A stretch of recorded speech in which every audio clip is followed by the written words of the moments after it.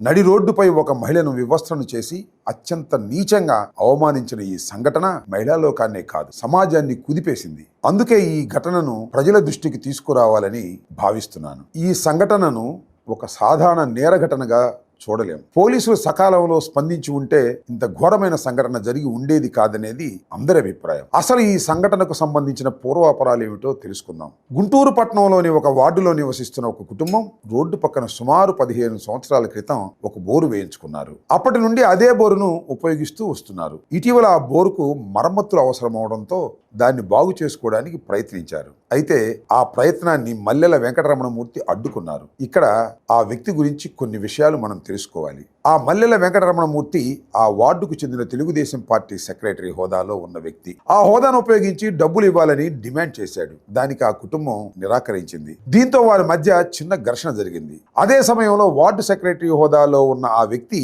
దురుసుగా ప్రవర్తించి బాధితురాలిపై మొదటిసారిగా దాడి చేశాడు.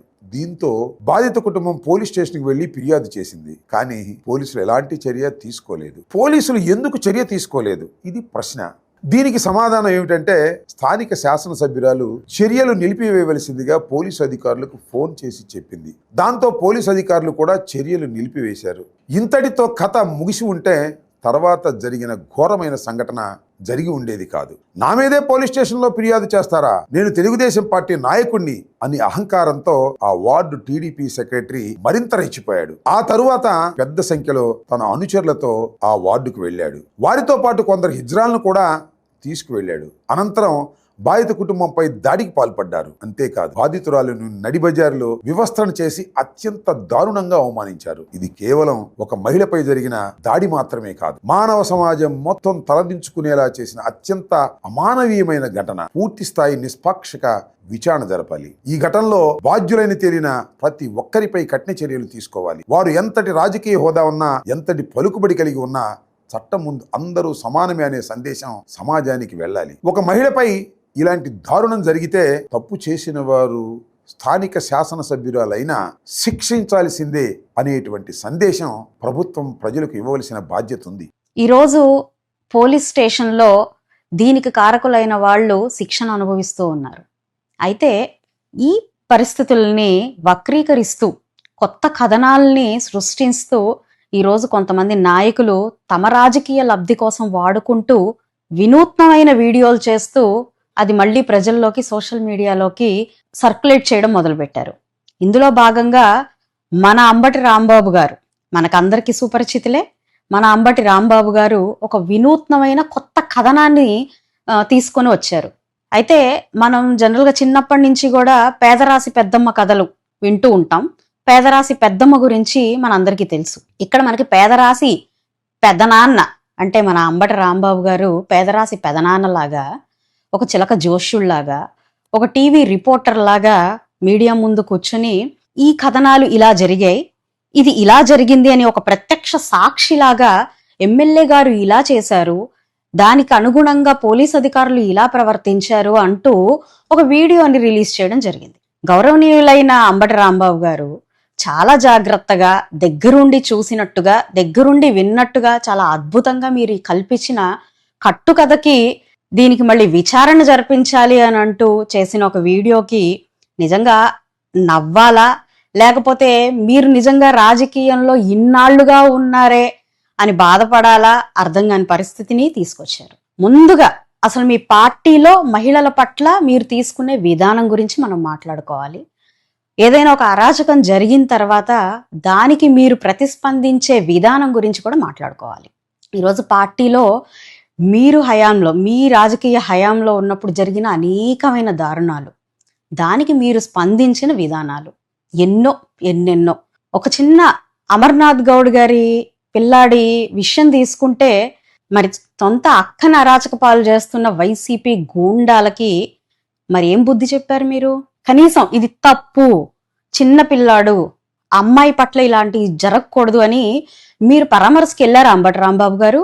బహుశా అది మీ ప్రాంతంలోనే జరిగినట్టుంది. మరి కనీసం ఆ కుటుంబానికి ఇప్పటిదాకా, కనీసం అంటే మీ హయాంలో జరిగింది పర్వాలేదు, ఇప్పటికైనా ఆ కుటుంబానికి వెళ్ళి ఏం జరిగింది ఆ రోజు, ఎందుకు ఇలా జరిగింది అని చెప్పి పరామర్శించడం ఏమన్నా చూసామా? మర్చిపోయారేమో. ఆడపిల్లని అరాచకపాలు చేసి దానికి అడ్డొచ్చిన ఒక చిన్నారిని తుప్పల్లో గడ్డి వాముల్లో వేసి వాడి మీద మూత్రం పోసి ఎంతో హేయంగా చంపేస్తే ఏం జరిగింది అని ఒక చిన్న ప్రశ్న కూడా మీరు గాని మీ సోకాల్డ్ నాయకులు గాని మరి మీ అధినాయకుడు జగన్మోహన్ రెడ్డి గారు గాని ఒక్క మాట కూడా అడగని పరిస్థితి. మరి నెల్లూరులో వేమిరెడ్డి ప్రశాంతి గారి మీద ఎంతో అసహ్యంగా పబ్లిక్ గా అత్యంత దారుణంగా ఒక మహిళని చూడకుండా ఒక శాసనసభ్యురాలను చూడకుండా అవాక్కులు చవాక్కులు పెళ్ళిన మీ నాయకుడికి మహిళ అలా అనకూడదు, పబ్లిక్ గా మనం మాట్లాడకూడదు మహిళల్ని అని మీరు ఎందుకు వెళ్ళి హితబోధ చేయలేదు? ఓహో, అట్లా మనం చేసే పద్ధతి మనకి లేదనుకుంటా. మీరు అనిత గారు రాజకీయానికి పరిపాలనకి వారి శక్తి సామర్థ్యాలకి వారి చూసే ఆహార్యానికి సంబంధం లేదని మీకు తెలియదు. మీ ఒక నాయకుడు, మీరు ఎక్స్ మినిస్టర్గా చేసిన ఒక నాయకుడు అలాగ హోమ్ మినిస్టర్ని పట్టుకొని ఆ మాటలు అంటూ ఉంటే మనకి వ్యక్తిగత విషయాలు ఎందుకు, వాళ్ళ ఆహార్యం విషయాలు ఎందుకు?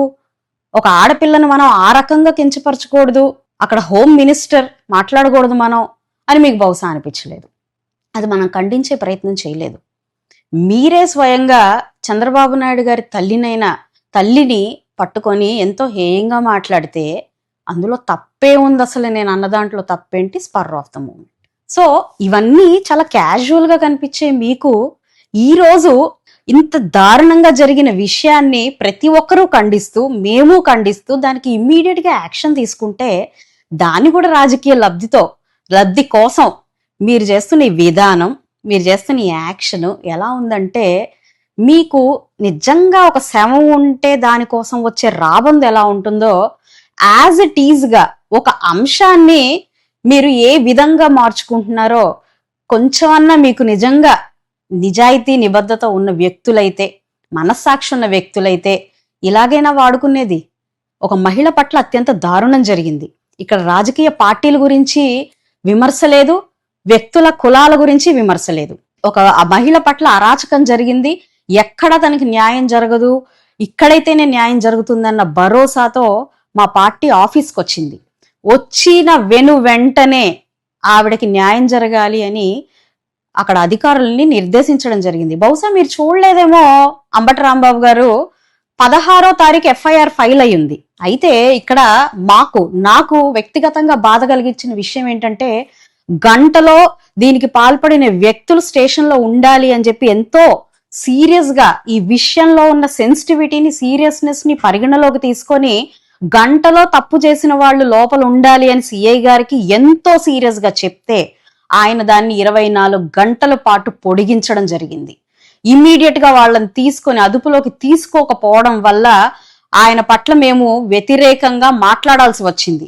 ఇది ఇలా ఎందుకు చేయాల్సి వచ్చింది? మీరు ఒక మహిళ పట్ల జరిగే విషయాన్ని సర్వసాధారణమైన విషయంగా ఎందుకు పరిగణించారు, ఇమీడియట్ గా ఎందుకు యాక్షన్ తీసుకోలేదన్న దాని మీద ఆయనకు విమర్శలు ఎదుర్కోవాల్సి వచ్చింది. దాని గురించి మాట్లాడకుండా కొత్త కథనం ఏదో సృష్టిస్తూ నా దగ్గరకు వచ్చారు, అక్కడ పని జరగలేదు, ఆ తర్వాత మళ్ళీ అటు వెళ్ళారు, అక్కడ పని జరగలేదు, నేను ఆపాను, ఆ తర్వాత మళ్ళీ ఇంకేదో మీరేదో వీడియో రిలీజ్ చేస్తే మళ్ళీ మేము హుటాహుటిన దానికి రియాక్ట్ అయ్యాము. మరి మీకు వీడియో ముందే వచ్చుంటే 15వ తారీఖు ఘర్షణ అంతా జరుగుతుందన్న సంగతి మీకు తెలుసున్నప్పుడు ఎప్పుడో 2 రోజుల తర్వాత మీరు పరామర్శకి ఎందుకు వెళ్ళారు? ఆ 15వ తారీఖుకే నిలబెట్టి మాట్లాడాల్సింది కదా. బహుశా మీ కార్పొరేటర్ గారే, మీ ఎక్స్ కార్పొరేటర్ గారే అదే డివిజన్ లో ఉంటున్నారు కదా. మీరెందుకు 2 రోజులు తీసుకున్నారు ఈ పరామర్శ పరంపర కోసం? ఆ రోజే ఎందుకు దీన్ని మీరు యాక్ట్ చేయలేదు? మీరెందుకు 2 రోజులు ఆగారు? మీ కథనాల్ని చూసే మేము రియాక్ట్ అయిన పరిస్థితి ఉన్నప్పుడు వెంటనే ఎందుకు మీరు రాలేదు? ఎవరు ఆపారు మిమ్మల్ని? ఏ పోలీస్ అధికారైనా ఆపారా? మీ స్నేహితులు ఎవరైనా ఆపారా? రాంబాబు గారు, మీరు దీనికి ఆన్సర్ చెప్పాలి. తగు విచారణ చేద్దాం దీని మీద. మీరు దొమ్మీలు, దౌర్జన్యాలు, గంజాయి కేసుల్లో బుక్ అయిన వాళ్ళని పరామర్శించడానికి వెళ్తారు, రాజకీయ లబ్ధి. మీరు హత్యలు చేసే వాళ్ళని పరామర్శించడానికి వెళ్తారు, రాజకీయ లబ్ధి. దాన్ని కులాల పేరుతో తీసుకెళ్తారు, మతాల పేరుతో తీసుకెళ్తారు, పార్టీల పేరుతో తీసుకెళ్తారు, రాజకీయ లబ్ధి.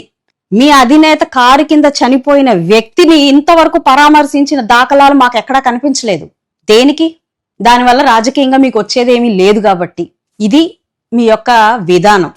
ఎక్కడ బురద జల్లాలి, ఎలా బురద జల్లాలి? బహుశా ఈ రోజు ఈ విషయాన్ని తీసుకొని మీరు జగన్మోహన్ రెడ్డి గారిని కూడా ఇక్కడికి పిలిపించి దీన్ని రాజకీయ లబ్ధి పొందే ప్రయత్నం చేస్తారేమో తెలియదు మనకి. మీకు ఒక అవకాశం రావడం, ఒక అంశం రావడం మాత్రమే తెలుసు, దాన్ని ఎలా రాజకీయంగా వాడుకోవాలన్నది మాత్రమే తెలుసు. ఏ నిరూపణ లేకుండా, ఏ ఆధారాలు లేకుండా మీరు ఒక రాజకీయ నాయకురాలి మీద ఈ చేసే విమర్శలకి మీ మీద నేను డిఫర్మేషన్ కేసు వేయబోతున్నాను. ఇది చాలా తప్పు. నేను ఈ కథనాన్ని, మీరు ఇచ్చిన ఈ కథనాన్ని బేస్ చేసుకొని, మీరు మాట్లాడిన విధానాన్ని బేస్ చేసుకొని నేను మీ మీద కేసు వేయాల్సిన అవసరం చాలా ఉంది అని చెప్పి ఈ సందర్భంగా నేను మీకు చెప్తున్నాను. నేనే అంత చేయించాను అనడానికి ఏ రుజువు పెట్టుకొని మీరు మాట్లాడుతున్నారో నాకు ఇప్పుడు మీరు నిరూపించాల్సిందిగా నేను కోరుతున్నాను. నోటికి ఏదొస్తే అది, మీ రాజకీయ చతురత, మీ భాషా చతురతను వాడుతూ ఏది పడితే అది మాట్లాడుతూ ఉంటే ఊరికే ఇక్కడ కూర్చుని చూడడానికి పిచ్చి వాళ్ళు ఎవ్వరూ లేరు. అది మీరు గుర్తుపెట్టుకోవాలి. రాజకీయంగా మీరు లబ్ధి పొందడానికి అనేక అంశాలు ఉన్నాయి. ప్రజలకు చేరువవ్వచ్చు, ఈ ప్రజాస్వామ్యంలో ప్రజలకు ఏం అవసరం ఉందో దాని మీద మాట్లాడొచ్చు. ఎందుకు ప్రతిసారి శవం పోయిందా, అరాచకం జరిగిందా, లేకపోతే ఇంకేదైనా దొమ్మి జరిగిందా అక్కడ ఉండి రాజకీయ లబ్ధి పొందాలనే ఆలోచన ఎందుకు వస్తుంది మీకు? ప్రజల కోసం నిలబడే మాటలు ఎందుకు మాట్లాడట్లేదు మీరు? ఎందుకు ప్రతిసారి కూడా అబద్ధాలు సృష్టించి అక్కడున్న రాజకీయ నాయకుల మీద లేనిపోని విద్వేషాలు సృష్టించి మాత్రమే మీరు మనుగడలో ఉండాలని ఎందుకు అనుకుంటున్నారు? ప్రజలకు ఏం కావాలో దాని మీద దృష్టి పెట్టి అదనుగుణంగా ప్రజల యొక్క మన్ననని ఎందుకు పొందాలనుకోవడం లేదు? ఎందుకు అనుకోవడం లేదు అనంటే ఆ పాత్ర కూడా ఇక్కడ ఏదైనా తప్పు జరిగినా, ఇక్కడ ప్రజలు ఏదైనా ఇబ్బంది పడుతున్నా, స్వపార్టీ అయినా, మేము అధికారంలో ఉన్నా మేమే విమర్శించే పరిస్థితి ఇక్కడ ఉంది. ఈ రోజు పశ్చిమ నియోజకవర్గంలో మహిళల కోసం ఒక ప్రత్యేకమైన రోజుని కేటాయించి వారి యొక్క సాధక బాధలు వింటున్న పరిస్థితి పశ్చిమ నియోజకవర్గంలో ఉంది. రాంబాబు గారు, బహుశా మీరు ఎక్కడ చూసుండరు. మహిళల పట్ల ఇలాంటి ఒక విధానము ఉందా అనే ఆలోచన కూడా మీకు ఎప్పుడు కూడా కలిగి ఉండదు. అలాంటిది ఈ రోజు మహిళల కోసం ప్రత్యేకమైన ఒక విధానంతో పశ్చిమ నియోజకవర్గంలో ముందుకు వెళ్తూ ఉంటే మీరు ఇంతటి అరాచకం ఒక మహిళా ఎమ్మెల్యే చేసిందేమో అనే విధానంతో మాట్లాడుతున్నారు చూసారా? ఇంతకంటే రాజకీయ లబ్ధి కోసం దిగజారిపోయే తత్వం ఇంకా ఎవరికి ఉండదేమోనని చెప్పి మీరు అర్థం చేసుకోవాలి.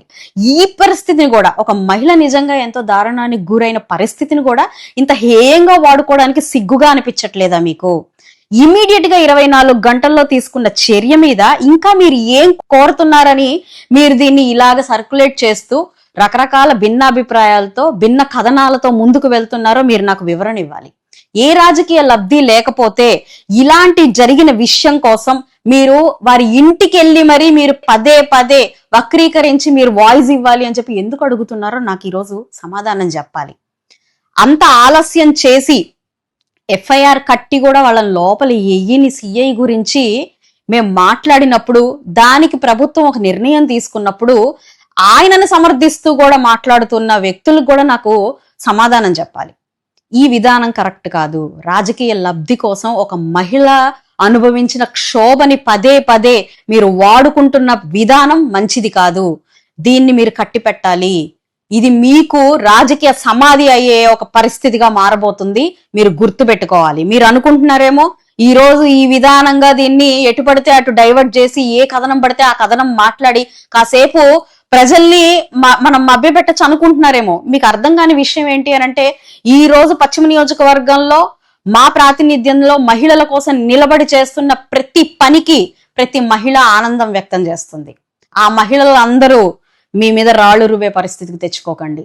ఒక రాజకీయ లబ్ధి కోసం ఇంతటి నీచానికి దిగజారే మీలాంటి వాళ్ళు రాజకీయానికి పనికిరారని గుర్తుపెట్టుకోండి. విధానం పరంగా రండి. నేను ఇక్కడ చేస్తున్న తప్పుల గురించి మాట్లాడండి, ఇక్కడ పనుల గురించి మీరు మాట్లాడండి, విమర్శించండి.